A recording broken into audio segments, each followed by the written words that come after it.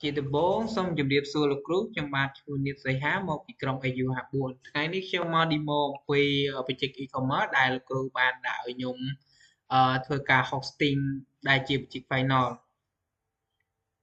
នេះគឺជា website ដែលខ្ញុំបានhost នៅក្នុងrender ជាដំបូងគឺខ្ញុំចូលទៅក្នុង home directory បន្ទាប់មកក្នុងនោះមាន home មាន shop មាន about មាន contact មាន card អញ្ចឹងទៅបន្ទាប់មកគឺខ្ញុំធ្វើការចូលទៅកាន់ shop នេះវាគឺជាបណ្ដាដែលខ្ញុំបានធ្វើហើយនឹងខ្ញុំដាក់តម្លៃនិងឈ្មោះរបស់វាថាវាមានអីខ្លះចំណែក route វាគឺ shop ហើយខ្ញុំសាកចូលទៅក្នុង about នេះគឺជា about របស់ខ្ញុំហើយ route របស់វាគឺ about ហើយសម្រាប់ contact វិញ route របស់វាគឺ contact ដូចគ្នាចំណែក card ក៏ route របស់វាគឺជា card ដូចគ្នាសម្រាប់កន្លែង contact នេះគឺខ្ញុំអាចនៅពេលដែលគេបញ្ជាទិញគឺយើងអាចឲ្យគេបញ្ចូលឈ្មោះហើយនឹងemail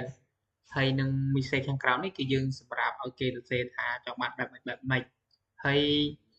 កន្លែង send នេះនៅពេលដែលយើងសរសេរទៅគឺរបស់វាគឺវាចូលទៅក្នុង Telegram bot របស់យើងសរសេរពាក្យតារា email តារា 1234 gmail com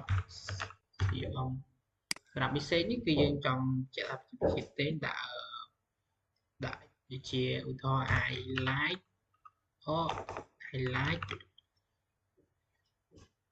it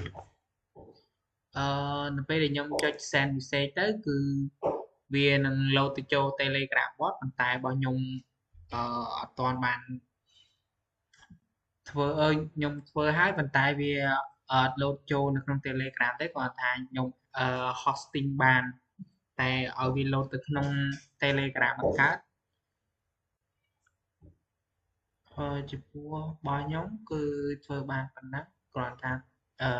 send នៅក្នុង Telegram អត់កើតសម្រាប់ការ hosting នេះគឺខ្ញុំធ្វើការឲ្យអស់ហើយខ្ញុំធ្វើបានដាក់វានៅក្នុងនោះហើយ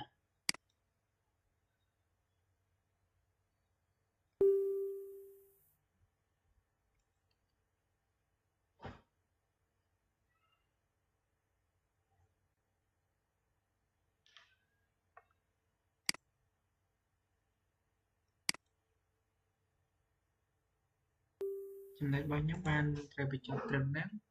សូមអរគុណលោកគ្រូ